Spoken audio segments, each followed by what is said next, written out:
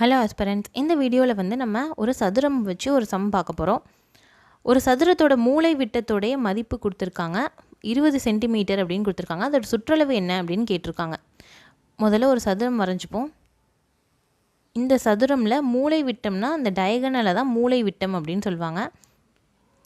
அதை வந்து நம்மளுக்கு கொடுத்துட்டாங்க 20 சென்டிமீட்டர் அப்படின்னு அதோட மதிப்பு கொடுத்துட்டாங்க. நம்மளுக்கு என்ன வேணும் அப்படின்னா சுற்றளவை கண்டுபிடிக்க சொல்லியிருக்காங்க. முதல்ல சுற்றளவுக்கான ஃபார்முலா என்னன்னு பாருங்கள். சுற்றளவுனா ஈக்குவல் டு 4 × A அப்படின்றது தான் அதோட ஃபார்முலா. ஒன்றும் இல்லை, ஒவ்வொரு சைடும் என்ன ஏன்னு அதோடைய பக்கமோட மதிப்பு இருக்கும்.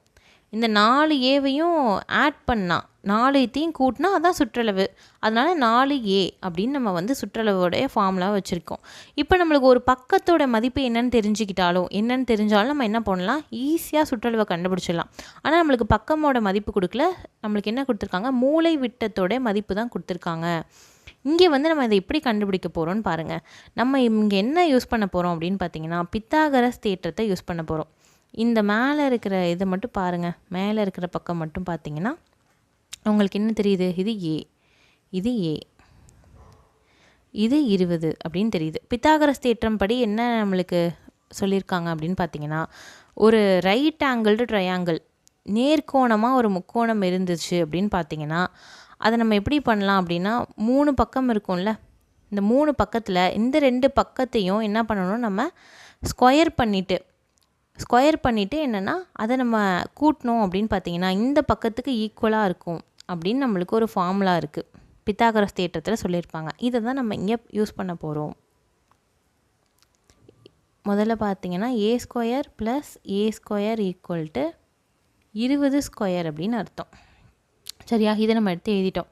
A² + A² என்ன எழுதலாம், 2A² எழுதலாமா? 2A² = 20 square.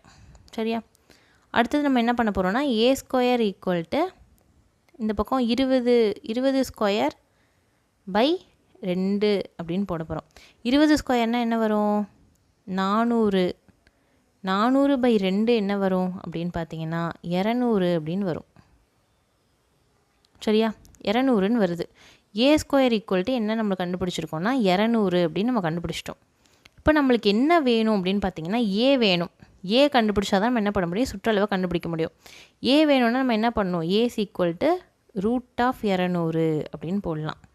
இதுக்கு எப்படி ரூட் எடுக்கிறது, 2 0 இருக்குது, அதனால் ஒரு 0 வெளில எடுக்கலாம்.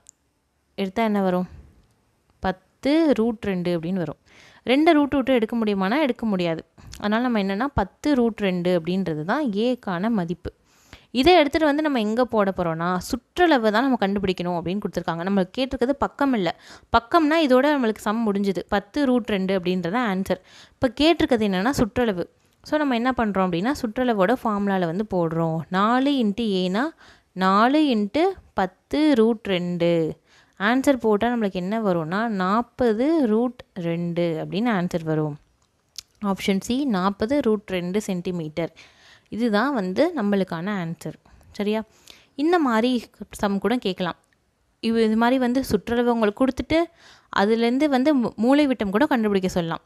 சுற்றளவு கொடுத்துட்டு மூலை விட்டம் கண்டுபிடிக்க சொன்னால் என்ன பண்ணணும், முதல்ல சுற்றளவுலேருந்து பக்கமோட மதிப்பு என்னன்னு கண்டுபிடிக்கணும்.